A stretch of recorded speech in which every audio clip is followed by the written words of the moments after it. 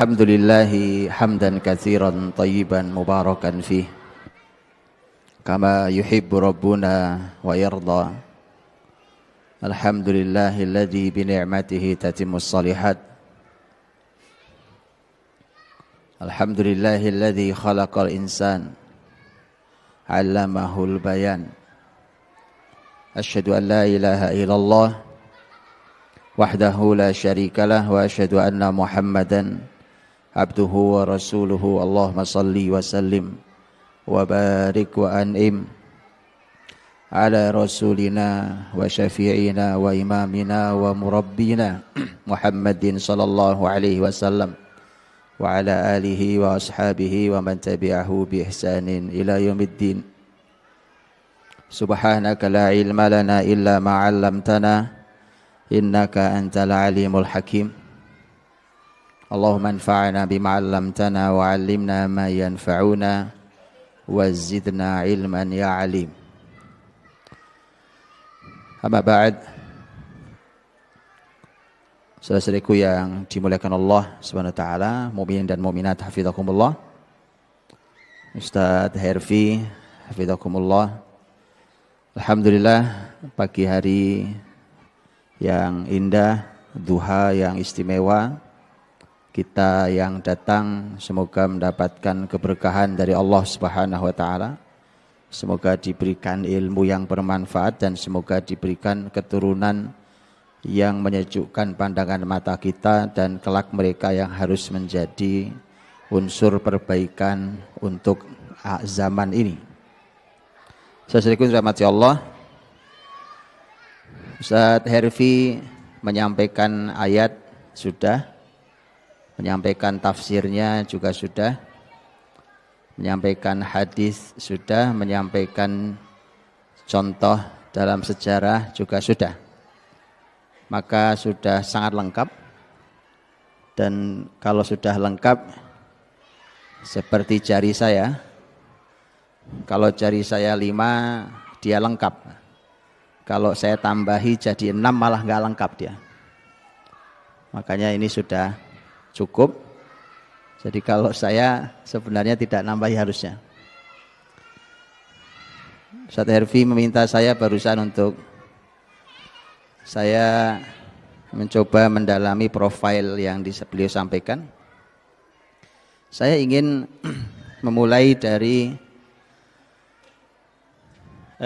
buat saya sangat dalam, ini yang saya sempat naikkan di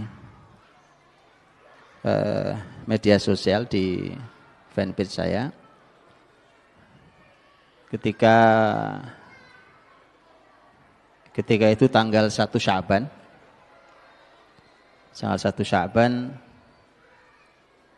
ketika saya diajak oleh salah satu imam Masjidil Aqsa untuk berbincang di kantornya ya di pelataran Masjidil Aqsa itu.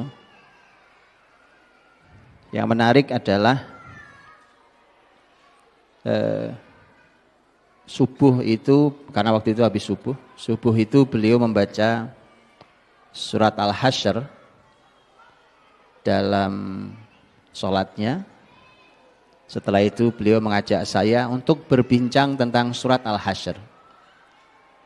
Itu sudah saya tulis di Facebook saya. Yang luar biasa teraduk-aduk secara rasa di dalam diri saya ada banyak poin. Pertama, sebelum pagi itu saya sudah sangat sering di Indonesia membahas tentang surat Al-Hasyr dan sebagai kunci kemenangan muslimin berhadapan dengan Zionis. Pagi itu subuh beliau membaca surat Al-Hasyr di salat subuh yang istimewa itu. Itu juga menambah rasa yang luar biasa di diri saya. Selesai itu beliau mengajak saya diskusi tentang surat Al-Hasyr. Ada kalimat yang sangat dalam di antara diskusi beliau. Beliau mengatakan, bukankah muslimin di awal-awal surat Al-Hasyr disebut sebagai ulil absar, Fa'tabiru ya ulil absar. Ayat yang kedua. Maka ambillah ibrah, wahai orang-orang yang memiliki absar. Absar itu pandangan. Kata al-basar itu pandangan. Kata basirah itu artinya ilmu yang bisa menunjukkan jalan. Karena tadi Ustaz Harifis sudah menyampaikan ada fitnah kecerdasan. Jadi hati-hati, fitnah kecerdasan itu bahaya. Jadi jangan dipikir kalau kecerdasan itu adalah kunci segalanya. Justru terkadang dia kunci kehancuran. Kunci kehancuran. Dia fitnahnya ada. Dan Ustaz Harifis sudah menyampaikan lengkap di ayat-ayat tadi. Maka al-basirah itu fa'tabiru ya ulil absar, itu adalah ilmu yang bisa menunjukkan jalan, bukan ilmu yang menjadi fitnah. Kemudian dia juga bermakna ilmu, teori, analisa, pandangan, manaul absar. Kata beliau, bukankah Allah memberikan sifat kepada orang beriman, kepada kita dengan ulil absar? Dan di surat yang sama Allah memberikan sifat kepada Yahudi di ayat 13 dan 14-nya, di mana Allah menyampaikan dzalika bi annahum qaumul la yafqahun, dzalika bi annahum qaumul la ya'qilun. Orang-orang Yahudi itu adalah kaum yang tidak faqih, la yafqahun, dan kaum yang tidak berakal. Kemudian beliau kasih garis besar, ditebalkan garisnya yang beliau katakan. Terus bagaimana ceritanya kaum yang disebut ulil absar dikalahkan hari ini oleh kaum yang disebut la yafqahun dan la ya'qilun? Itu saking kebangetannya kita hari ini, Pak. Jadi beliau cuma berhenti sampai titik tadi sebagai sebuah poin yang sangat keras menghantam saya, padahal saya ngaji Al-Hasyr sudah lama, Pak. Begitulah Quran. Quran itu bertemu dengan ahli siapapun selalu ada yang baru. Mata airnya selalu keluar dengan jernih.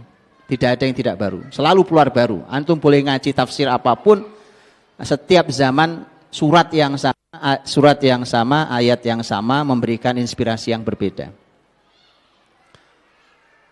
Beliau hanya menyampaikan bagaimana ceritanya bisa kalah. Dah selesai sampai di situ, dan itu renungan yang sangat dahsyat. Saya sampai sekarang tidak hilang suasana hati itu, Pak. Bayangkan di pelataran Masjidil Aqsa, live melihat, dan antum kalau ke Aqsa bisa melihat bagaimana Yahudi begitu paranoid dengan menenteng senjata berat lengkap, yang laki yang perempuan di semua pintu-pintu Aqsa. Sehingga terasa sangat dalam diskusi itu. Saya hanya berpikir bahwa alangkah sangat amat buruk keadaan kita hari ini. Yahudi sudah Allah berikan sifat, dan itu sifat Qur'ani, sifat yang diberikan Quran, tidak akan berubah sampai akhir zaman. Tidak akan pernah berubah. Surat Al-Hasyr itu bertutur tentang Yahudi di zaman Nabi. Karena surat Al-Hasyr itu oleh Abdullah bin Abbas, mufassir kalangan sahabat, beliau mengatakan surat Al-Hasyr disebut juga sebagai surat Bani Nadir, yaitu Yahudi Bani Nadir. Maka bicara Yahudi zaman Rasul. Umat Nabi Muhammad ini disebut Allah sebagai ulil absar. Mereka disebut sebagai qaumul la yafqahun dan la ya'qilun. Jadi bangsa yang tidak faqih, bangsa yang tidak berakal, kok sampai bisa mengalahkan kita, itu dikarenakan saking buruknya keadaan kita. Kita ini, saya dan kita semua hari ini, begitu buruk keadaan kita hari ini. Jadi ulil absar itu sudah lepas dari diri kita. Dari diri umat ini sudah hilang. Kalau itu kembali, Yahudi kalah lagi. Jadi simpel kata kuncinya. Maka antum harus menggali tentang semua kata yang terkandung di kata ulil absar. Fa'tabiru ya ulil absar. Pembahasan kita hari ini saya ingin masuk dari situ. Karena kalau babnya cuma otak yang brilian, itu gak menarik, Pak. Otak kalau cuma cerdas, itu tidak menarik. Ustaz Herfi sudah jelaskan tadi. Dan satu lagi, karena otak yang cerdas, tes IQ-nya tinggi, tidak pernah menjamin keberhasilan. Urusan dunia, apalagi akhirat. Nah, sudah teruji itu kalau itu. Karenanya banyak orang-orang dengan IQ tinggi juga tidak berbuat apa-apa. Tidak berkarya apa-apa. Walaupun dia merupakan anugerah yang luar biasa. Karena kecerdasan, kemampuan berpikir, kemampuan menghafal, itu sesuatu yang luar biasa.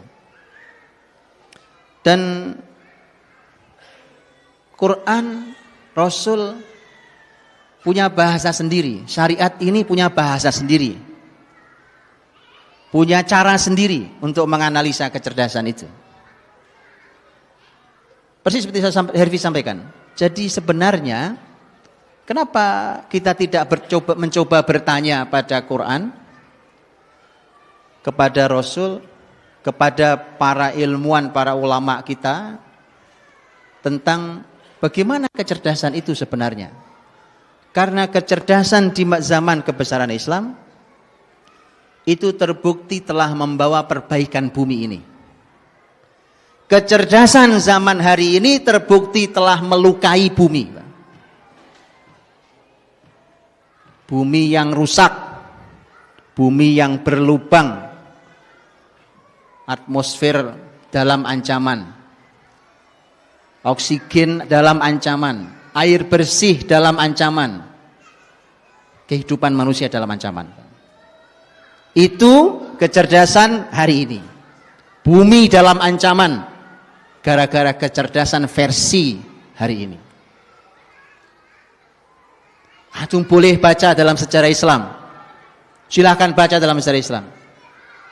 Bagaimana kecerdasan muslimin menghadirkan kemakmuran yang luar biasa untuk umat manusia. Silahkan dibaca. Yang jadi masalah kita, karena kita tidak kenal sejarah kita, itu masalah kita. Kita tidak kenal sejarah kita. Tidak jauh-jauh, teman-teman. Saya waktu ke Aceh, ada sebuah seminar, saya sampaikan ke teman-teman di masyarakat Aceh. Saya bilang, teman-teman, saya mohon izin. Saya bilang, untuk saya membacakan tentang Aceh, versi Ibnu Battuta. Ibnu Battuta, dalam bukunya beliau menulis tentang Aceh waktu mampir ke Aceh. 2 kali mampir ke Aceh, berangkat dan pulang lewat Aceh. Saya bacakan tentang Aceh dan saya minta jujur untuk disampaikan apakah ini Aceh yang hari ini. Jawabannya bukan. Bacalah sejarah kita hingga negeri ini, bacalah kemakmurannya, bacalah kehebatannya, bacalah keberaniannya, bacalah ilmunya, bacalah kecintaan mereka pada ulama, bacalah jihad mereka, bacalah kemenangan mereka di atas musuh-musuhnya.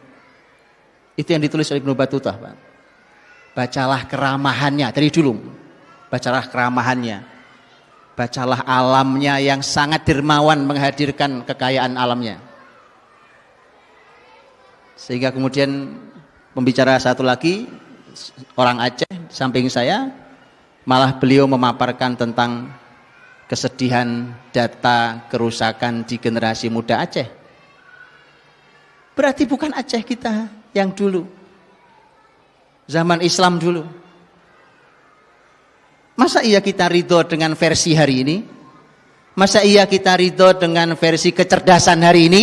Masa antum mau ditipu oleh kalimat kecerdasan hari ini? Kemudian antum ikut berbagai macam tes kecerdasan, udah macam-macam caranya. Intinya adalah jualan. Antum udah tes kecerdasan pakai cara apa? Macam-macam bukan? Dites dengan cara ini, dengan cara itu. Tes kecerdasan untuk melihat kecerdasan kita. Kalau perlu untuk melihat bakat anak-anak kita dan seterusnya. Subhanallah.